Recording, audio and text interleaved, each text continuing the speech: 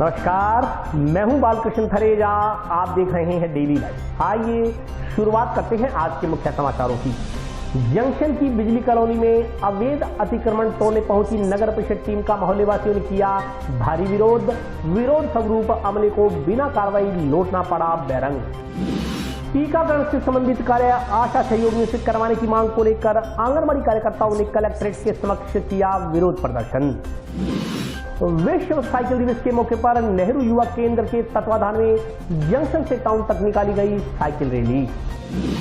भारतीय किसान सभा कार्यकर्ताओं ने किसानों की भूमि नीलामी रोकने की मांग को लेकर प्रशासनिक अधिकारियों को सौंपा ज्ञापन। श्रद्धापूर्वक मनाया गया सिखों के 5वें गुरु अर्जुन देव जी का शहीदी दिवस। और अब समाचार विस्तार से। जंक्शन के वार्ड नंबर 57 में बिजली कॉलोनी क्षेत्र में अवैध अतिक्रमणों को तोड़ने पहुंचे नगर परिषद के अमले को मोहल्ले वासियों के भारी विरोध का सामना करना पड़ा। भारी विरोध के चलते अमले को बिना कार्रवाई बैरंग लौटना पड़ा।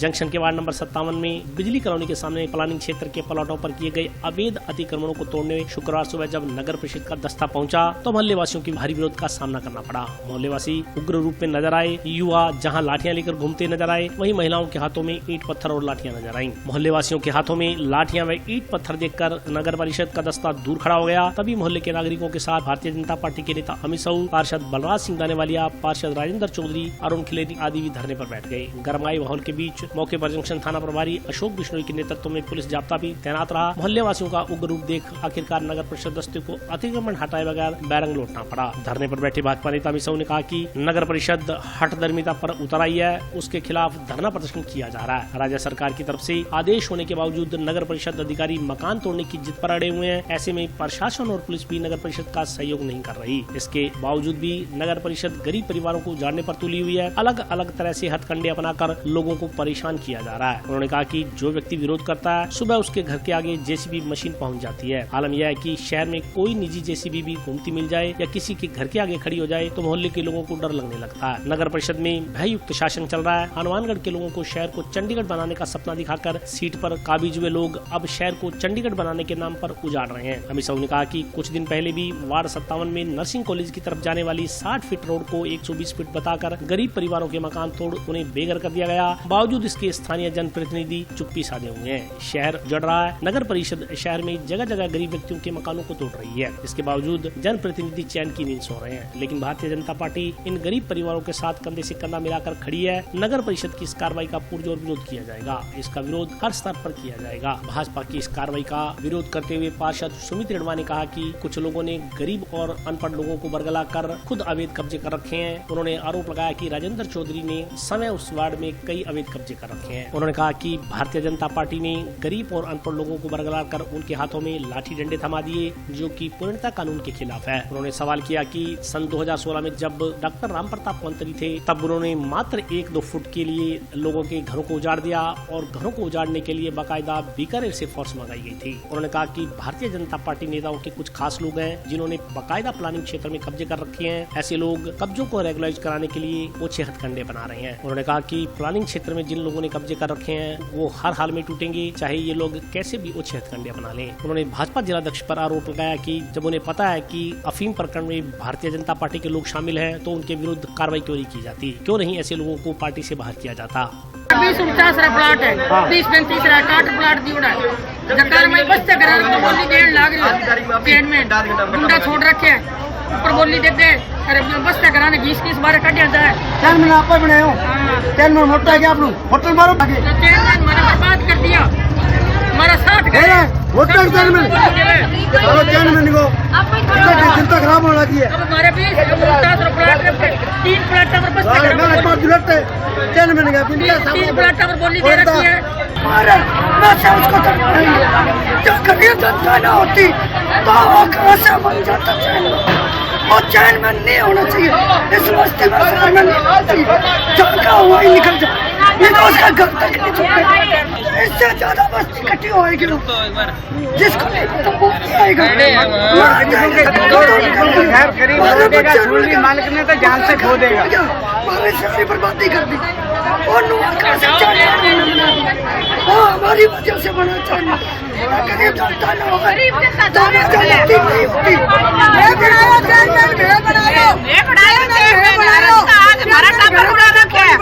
मैं बनाया चेयरमैन, मैं चेयरमैन ना गद्दी कौन दी?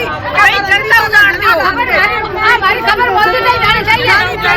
हमारा घर चेयरमैन बनाया तो फिर बनाया, गरीब जनता बनाया।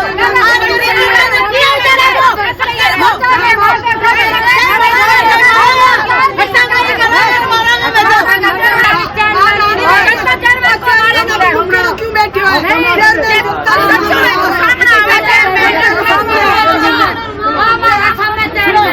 चेयरमैन आपकी माँ का जल मुड़ो है तो जनता के सामने आ जाए।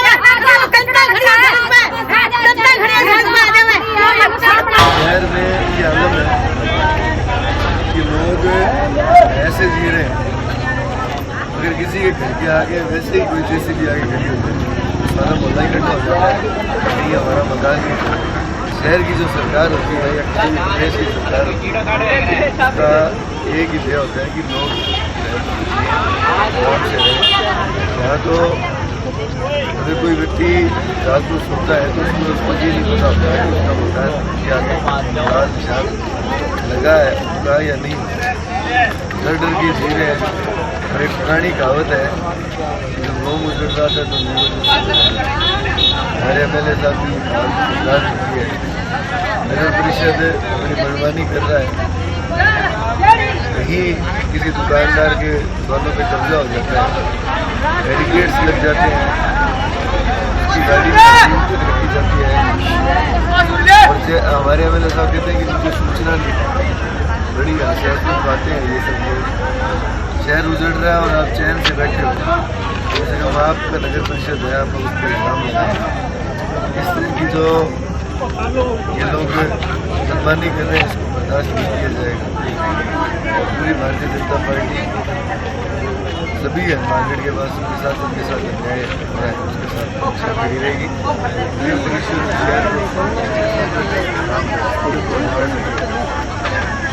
निश्चित तौर पर शहर की सरकार का काम विकास करना, विकास को देखा था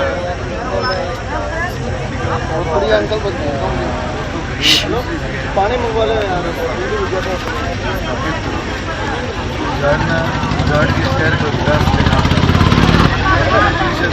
इसमें कम हर चीज़ की गल होती है। और आज सभी नागरिकों में इस बात का रोष है। शहर में चंडीगढ़ बनाने के मार्केट भी रहना नहीं चाह रही है, लोगों को चंडीगढ़ नहीं चाहिए। और इस बात के लिए सब लोग नगर परिषद की नेतृत्व मानसिक दिवालिया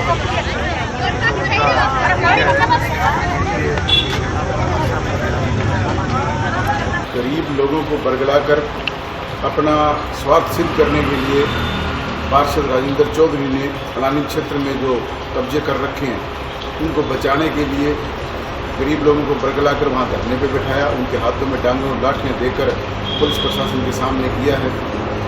मैं पूछना चाहता हूँ डॉक्टर राम प्रताप से कि 2016 में जब शहर में अतिक्रमण तोड़े गए थे तब लोगों के फलानी क्षेत्र में सिर्फ 1-2 फुट के लिए बीकानेर तक से फोर्स मंगाकर और प्रातः 5 बजे लोगों के घरों को बेतहाशा तोड़ा गया। 2-2 फुट की जगह 6-6 फुट तोड़ा गया। तब डॉक्टर राम प्रताप और उनका पुत्र अमित सिंह कहाँ थे?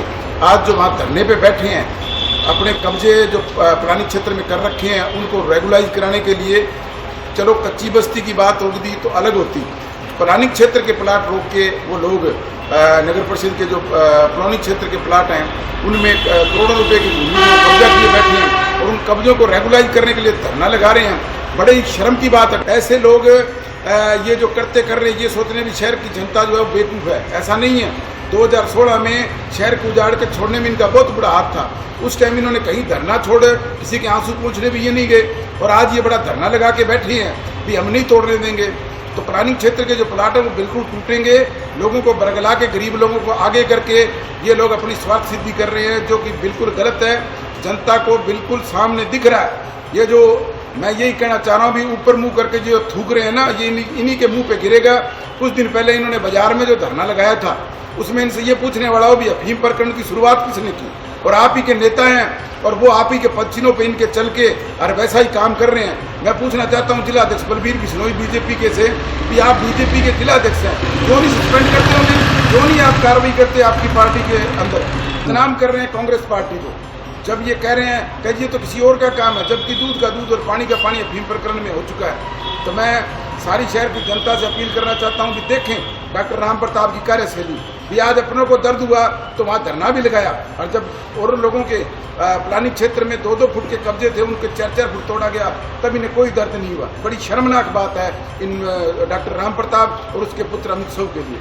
टीकाकरण से संबंधित सभी कार्य आशा सहयोगिनियों से करवाने की मांग को लेकर आंगनबाड़ी कार्यकर्ताओं व सहायिकाओं ने शुक्रवार को जिला कलेक्ट्रेट के समक्ष नारेबाजी कर विरोध प्रदर्शन किया।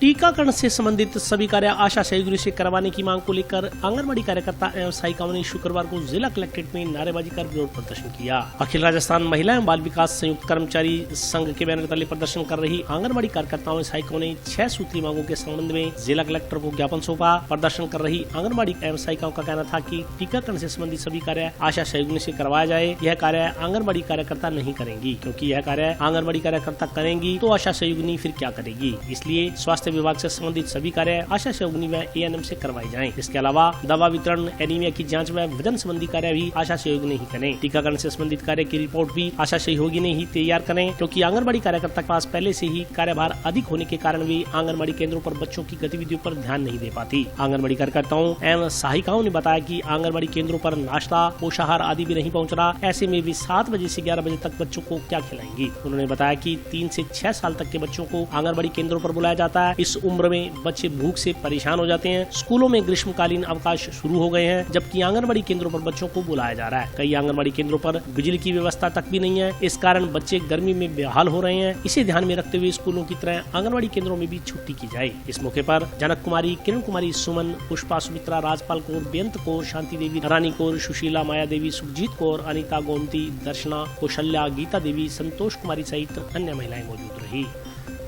सर, आज हम लोग हमारी जो मुख्य मांग है वो स्वास्थ्य विभाग से जुड़ी हुई समस्याओं की है। जैसे आने वाले टाइम में आशा सहयोगियों को स्वास्थ्य विभाग ने अलग कर दिया है और उनको जो मेडिकल टीम या उनसे संबंधित स्वास्थ्य विभाग से संबंधित जो भी कार्य है उनसे लिए जाए, ना कि हमसे, क्योंकि हमारे पास सर बहुत ज़्यादा लोड हुआ पड़ा है सीरियस का और हम बच्चों की तरफ ध्यान नहीं दे पा रहे और हमारा जो रिकॉर्ड है वो भी अभी पूर्ण नहीं है और इसी के तहत चलते हुए हमारा रिकॉर्ड कभी भी पूर्ण नहीं होगा अगर हम इसी स्वास्थ्य विभाग या मेडिकल टीम या टीकाकरण संबंधित इनमें उलझे रहे। तो हम कलेक्टर महोदय जी से यही अनुरोध करेंगे कि आशा और एएनएम को जो मेडिकल टीम है उनके संबंधित कार्य जो भी है टीकाकरण के संबंधित है या जो अनीमिया चल रहा है उसके लिए बच्चों का वजन ग्रोथिंग जो हो रही है वो आशा सहयोगिनी से ले, ना कि वर्कर से ले। और सर एक दूसरी मांग हमारी ये है कि जो छोटे बच्चे हैं 3 से 6 वर्ष के आंगनबाड़ी में आते हैं उनकी अभी तक कोई छुट्टियाँ नहीं हुई, ना ही उनके लिए कोई गर्म पोशाक नाश्ता आ रहा है। तो हमें ये कलेक्टर महोदय जी से कहते हुए थोड़ा सा हो रहा है कि आप स्कूलों की छुट्टियां दे रहे हो तो आंगनवाड़ी की क्यों नहीं दे रहे। उन स्कूलों से तो आंगनवाड़ी में कम छोटे बच्चे आ रहे हैं, तो इसलिए आपसे अनुरोध है कि उनकी छुट्टियां की जाए और हम अपना काम है जो सुचारू रूप से पूर्णतः सही रूप से चलाते रहेंगे और बच्चों की छुट्टी की जाए, उनसे ही अनुरोध। जो 7 से 11 बजे तक लगातार हम केंद्र संचालन कर रहे हैं तो उसमें कहीं पे पानी की व्यवस्था नहीं है, तो कहीं पे लाइट की व्यवस्था नहीं है, तो क्या आंगनवाड़ी के नन्हे बच्चों को गर्मी नहीं लगती। और दूसरी हमारी जो मांग है वो है स्वास्थ्य विभाग से संबंधित कि आशा का काम है जो लगभग आंगनवाड़ी से खत्म कर दिया गया है, फिर भी स्वास्थ्य विभाग द्वारा समय समय पर हमसे जो रिकॉर्ड की मांग की जाती है, जैसे अभी अनीमिया आ रहा है तो इसके लिए आंगनवाड़ी वर्कर से ही रिपोर्ट की मांग की जा रही है। तो हम यही निवेदन है कि ये काम है आशा से और एएनएम से करवाया जाए, स्वास्थ्य विभाग का काम हमसे ना करवाया जाए। विश्व साइकिल दिवस के मौके पर नेहरू युवा केंद्र, जिला साइकिलिंग संघ एवं संडे साइकिलिंग क्लब के तत्वाधान में आज जिला मुख्यालय पर जंक्शन से लेकर टाउन तक साइकिल रैली निकाली गई। विश्व साइकिल दिवस के मौके पर नेहरू युवा केंद्र, जिला साइकिलिंग संघ एवं संडे साइकिलिंग क्लब के तत्वाधान में शुक्रवार सुबह जिला मुख्यालय पर साइकिल रैली का आयोजन किया गया। यह रैली जंक्शन के शहीद भगत सिंह चौक से टाउन के भारत माता चौक तक निकाली गई। रैली में क्लब सदस्यों के अलावा नेहरू युवा केंद्र के करीब 75 युवाओं ने हिस्सा लिया। साइकिल रैली को सूचना एवं जनसंपर्क अधिकारी सुरेश बिश्नोई व नेहरू युवा केंद्र की जिला युवा अधिकारी मधु यादव ने हरी झंडी दिखाकर रवाना किया। साइकिल रैली में प्रथम स्थान पर विजेंद्र गोदारा, द्वितीय स्थान पर केशव बिश्नोई और तीसरे स्थान पर आदित्य रहे। इस मौके पर नेहरू युवा केंद्र प्रभारी मधु यादव ने बताया कि विश्व साइकिल दिवस के मौके पर साइकिल रैली निकालने का मकसद युवाओं को साइकिलिंग के प्रति बढ़ावा देने के लिए प्रेरित करना है ताकि उनका स्वास्थ्य अच्छा रहे। उन्होंने सलाह दी कि अधिकारी भी सप्ताह में एक दिन निर्धारित कर उस दिन साइकिल पर ही कार्यालय जाएं ताकि पर्यावरण का संरक्षण हो सके और व्यक्ति शारीरिक रूप से फिट रह सके। मधु यादव ने बताया कि नेहरू युवा केंद्र युवा कार्यक्रम खेल मंत्रालय भारत सरकार की ओर से विश्व साइकिल दिवस के मौके पर साइकिल रैली का आयोजन किया गया है। उन्होंने बताया कि विश्व साइकिल दिवस के मौके पर नेहरू युवा केंद्र संगठन मुख्यालय की ओर से पूरे भारतवर्ष में 75 आई कैनिंग जगहों पर 75 किलोमीटर तक 75 युवाओं की भागीदारी के साथ साइकिल रैली का आयोजन हुआ है। साइकिल रैली निकालने के पीछे का उद्देश्य है युवाओं को फिटनेस का संदेश देना है, क्योंकि जब देश का युवा फिट होगा तभी देश उन्नति कर सकेगा। प्रधानमंत्री नरेंद्र मोदी के फिटनेस मैसेज, फिटनेस की डोज, आधा घंटा रोज के मंत्र के साथ साइकिल रैली में आमजन ने भाग लिया। नेहरू युवा केंद्र युवा कार्यक्रम खेल मंत्रालय भारत सरकार द्वारा आज विश्व साइकिल दिवस पे इस साइकिल रैली का आयोजन किया गया है, जिसमें जिला साइकिलिंग संघ एवं संडे साइकिलिंग क्लब के युवाओं ने एवं नेहरू युवा केंद्र स्काउट गाइड के युवाओं ने लगभग 75 युवाओं ने भाग लिया है। और नेहरू युवा केंद्र संगठन दिल्ली मुख्यालय द्वारा पूरे भारतवर्ष में 75 आइकॉनिक प्लेसेस पे 7.5 किलोमीटर और 75 युवाओं की भागीदारी के साथ पूरे भारतवर्ष में साइकिल रैली का आयोजन किया जा रहा है। मेनली इस साइकिल रैली का उद्देश्य यही है कि हम युवाओं में एक फिटनेस का मैसेज दे सकें, क्योंकि जब देश का युवा ही फिट होगा तभी देश उन्नति कर सकेगा। माननीय प्रधानमंत्री नरेंद्र मोदी जी के फिटनेस मैसेज, फिटनेस की डोज, आधा घंटा रोज, इसी मंत्र के साथ हमने आज इस रैली का आयोजन किया है और इस रैली में लगभग 75 युवाओं ने भाग लिया है। भारतीय किसान सभा कार्यकर्ताओं ने प्रशासनिक अधिकारियों को ज्ञापन देकर किसानों की भूमि नीलामी रोकने की मांग की है। अखिल भारतीय किसान सभा के सदस्यों ने आज प्रशासनिक अधिकारियों को ज्ञापन देकर एक दलित की भूमि नीलामी होने पर रोक लगाने की मांग की है। ज्ञापन में कहा गया है कि राजस्थान सरकार के 20 जनवरी 2022 को मुख्यमंत्री कार्यालय से आदेश जारी हुआ था कि राजस्थान में किसी भी किसान की भूमि कुर्की व नीलामी नहीं होगी, जबकि हनुमानगढ़ के तहसील के उपखंड अधिकारी द्वारा लगातार दलितों की जमीन की कुर्कियां व नीलामियों के आदेश जारी किए जा रहे हैं। इससे क्षेत्र के काश्तकार भारी परेशानी में है। उन्होंने कहा कि अधिकारियों द्वारा इस तरह से नीलामी और कुर्कियों के आदेश जारी कर राज्य सरकार के निर्देशों की धज्जियां उड़ाई जा रही हैं। उन्होंने कहा कि या तो राज्य सरकार झूठ बोल रही है और इस प्रकार के आदेश जारी कर झूठी वाहवाही लूट रही है, अथवा अधिकारी राज्य सरकार के आदेशों का मखौल उड़ा रहे हैं। उन्होंने कहा कि अखिल भारतीय किसान सभा इस प्रकार के दोगले व्यवहार को सहन नहीं करेगी। उन्होंने चेतावनी दी कि यदि भूमि नीलामी के आदेशों के खिलाफ सरकार ने अधिकारियों की नकेल नहीं डाली तो भारतीय किसान सभा बड़ा आंदोलन करेगी। इसके अलावा अब उपखंड अधिकारी कार्यालय का घेराव भी किया जाएगा। ज्ञापन देने वालों में जगजीत सिंह जग्गी, रघुवीर वर्मा सहित अन्य किसान मौजूद रहे। आज अखिल भारतीय किसान सभा और भारत की जनवादी नौजवान सभा के लोग, राजस्थान सरकार ने जो एक आदेश निकाला था कि छोटे जो काश्तकार हैं उनकी जमीन नीलाम नहीं होगी, और पूरे राजस्थान के लोगों को ये मैसेज दिया था कि छोटे दलित जो काश्तकार हैं, छोटे काश्तकार हैं, उनकी जमीन नीलाम नहीं होगी। यहाँ के एसडीएम ने उन छोटे छोटे किसानों की जमीन के नीलामी के कुर्की के आदेश निकाल करके उन किसानों को मारने का काम किया है। और अब कोई फसल का कोई मौका नहीं है कि वो किसान अपनी कुछ पूंजी जमा करा दे, लेकिन यहाँ का एसडीएम उन किसानों को मारने पे आमदा है। हम लोग कहने के लिए आए हैं कि अगर आपने इस नीलामी और कुर्की को तुरंत प्रभाव से नहीं रोका तो सोमवार तमाम लोग, अखिल भारतीय किसान सभा के लोग, भारत की नौजवान सभा के लोग मिलकर के एसीएम के दफ्तर के चैम्बर के अंदर धरना लगाएंगे और प्रशासन और सरकार को मजबूर करेंगे कि या तो आप वायदे मत करो, अगर वायदे करोगे तो आपको वायदे निभाने पड़ेंगे, किसान की बात आपको सुननी पड़ेगी। सिखों के 5वें गुरु अर्जुन देव जी का शहीदी दिवस श्रद्धापूर्वक मनाया गया। इस दौरान जगह जगह ठंडे मीठे जल की छबीलें लगाई गई। सिखों के 5वें गुरु अर्जुन देव जी के शहीदी दिवस पर शुक्रवार को जिला मुख्यालय तथा आसपास के क्षेत्रों में ठंडे मीठे पानी की छबीलें लगाई गई। टाउन में महात्मा गांधी स्मृति राजकीय जिला चिकित्सालय के बाहर जिला अस्पताल बचाओ संघर्ष समिति की ओर से ठंडे मीठे पानी की छबील लगाई गई। साथ ही प्रसाद का वितरण किया गया। छबील में समिति सदस्यों ने सेवाएं देते हुए अस्पताल में आने वाले मरीजों व उनके परिजनों के अलावा राहगीरों को ठंडा मीठा पानी पिलाकर गला तर किया। इस मौके पर श्रद्धालुओं ने बताया कि सिख पंथ की 5वीं पातशाही गुरु अर्जुन देव जी के शहीदी दिहाड़े पर गुरुद्वारा गुरु नानक सर में सुबह से अखंड पाठ के भोग डाले गए। तदुपरांत राजकीय जिला चिकित्सालय के बाहर जिला अस्पताल बचाओ संघर्ष समिति के सहयोग से छबील लगाई गई। इस मौके पर सुशील जैन, सुरेंद्र कोठारी, लियाकत अली, नरेंद्र शर्मा, जसकरण सिंह, भगवान सिंह खुड़ी, संदीप छाबड़ा, राजेश प्रेमजानी सहित अन्य लोग उपस्थित रहे। इसी प्रकार टाउन स्थित गुरुद्वारा सुखा सिंह महाताब सिंह के बाहर राहगीरों के लिए गुरुद्वारा प्रबंधन कमेटी द्वारा ठंडे मीठे जल की छबील लगाई गई। इस दौरान वहां से गुजरने वाले राहगीरों को रोक रोक कर ठंडा मीठा पानी पिलाया गया।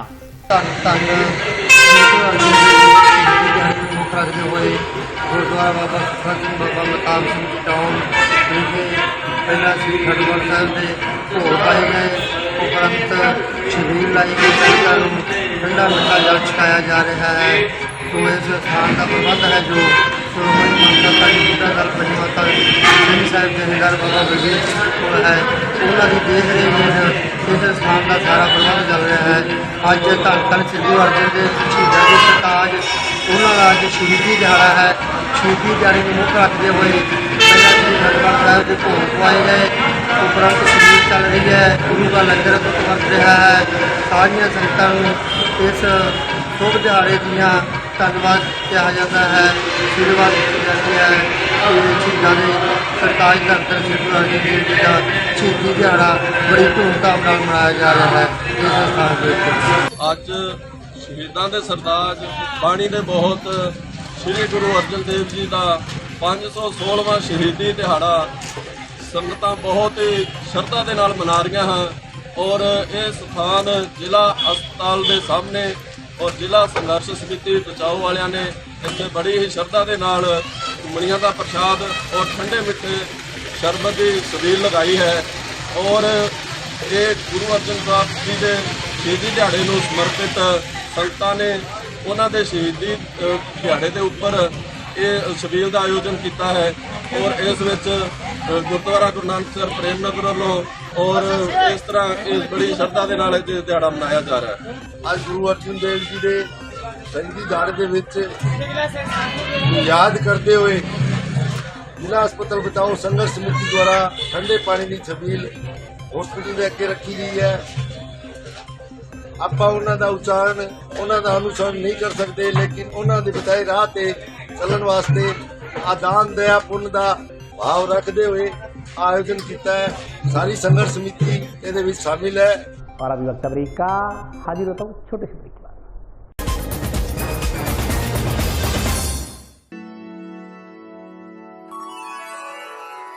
यूं तो कई बार मुझे हंसते देखा है,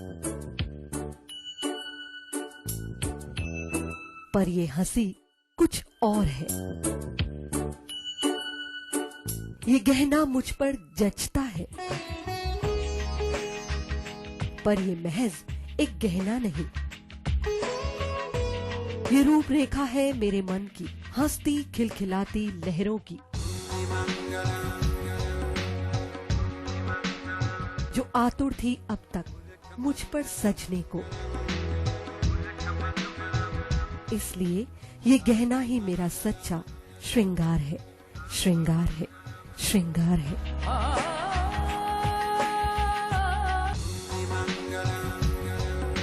अन्नदाता किसान की खुशहाली और उनकी आय में वृद्धि के लिए भारत सरकार समर्पित है।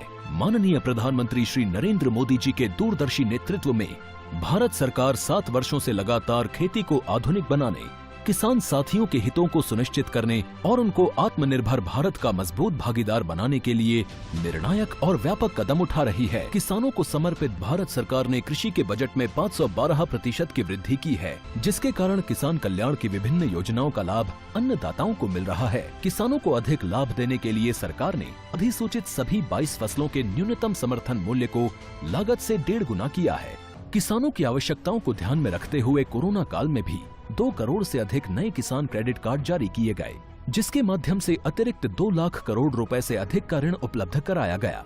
किसानों को आत्मनिर्भर बनाने के निरंतर प्रयासों में प्रधानमंत्री किसान सम्मान निधि योजना का महत्वपूर्ण योगदान है, जिसकी शुरुआत 24 फरवरी 2019 को माननीय प्रधानमंत्री श्री नरेंद्र मोदी जी के द्वारा की गई।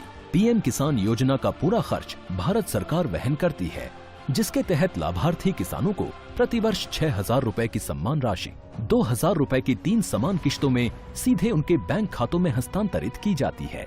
आत्मनिर्भर हो रहे हैं किसान, मिल रही है उनको एक नई पहचान। ब्रेक के बाद स्वागत है। आइए नजर डालते हैं अगले समाचार। गांव सिलवाला खुर्द की 12वीं कक्षा में पढ़ने वाली छात्रा कविता सुथार 23वीं एशियन अंडर 18 महिला वॉलीबॉल चैंपियनशिप के लिए भारतीय टीम की कप्तान चुनी गई है। गांव सिलवाला खुर्द की 12वीं कक्षा में पढ़ने वाली छात्रा कविता सुथार 23वीं एशियन अंडर 18 महिला वॉलीबॉल चैंपियनशिप के लिए भारतीय टीम की कप्तान चुनी गई है। वॉलीबॉल कोच बसंत सिंह मान ने बताया कि कविता पिछले 2.5 महीने से उड़ीसा के भुवनेश्वर में भारतीय टीम में चयन को लेकर चल रहे प्रशिक्षण शिविर में शामिल रही है। शिविर के समापन पर कविता का चयन भारतीय टीम के कप्तान के रूप में किया गया है। उन्होंने बताया कि गांव की बेटी के भारतीय टीम की कप्तान चुने जाने पर स्कूल में तथा गांव में खुशी का माहौल है। कोच बसंत सिंह मान ने बताया कि इससे पहले कविता 2 बार मिनी नेशनल, 1 बार सब जूनियर नेशनल और स्कूली नेशनल टीम में खेल चुकी है। सब जूनियर नेशनल में सिल्वर मेडल जीत चुकी है। अंडर 18 भारतीय महिला वॉलीबॉल टीम में वह उत्तर भारत की एकमात्र महिला खिलाड़ी है। कोच मान ने बताया कि कविता आगामी 6 से 15 जून तक थाईलैंड में आयोजित होने वाली 23वीं एशियन अंडर 18 महिला वॉलीबॉल चैंपियनशिप में हिस्सा लेने के लिए शनिवार को कोलकाता से रवाना होगी। कोच बसंत सिंह मान ने बताया कि सिलवाला खुर्द के 4 खिलाड़ी पहली बार पूर्व प्रशिक्षण राष्ट्रीय शिविर में हिस्सा ले रहे हैं। इसमें कविता सुथार के अलावा भारतीय सीनियर वॉलीबॉल टीम के चयन को लेकर चल रहे पूर्व प्रशिक्षण शिविर में सुमन पुत्री रजीराम, अंडर 20 में अल्पना पुत्री जगदीश कुमार और अंडर 20 पुरुष वर्ग में अजीत सिंह पुत्र गुरचरण सिंह हिस्सा ले रहे हैं। इससे पहले केवल सुखबीर सिंह ने ही पूर्व प्रशिक्षण राष्ट्रीय शिविर में हिस्सा लिया था।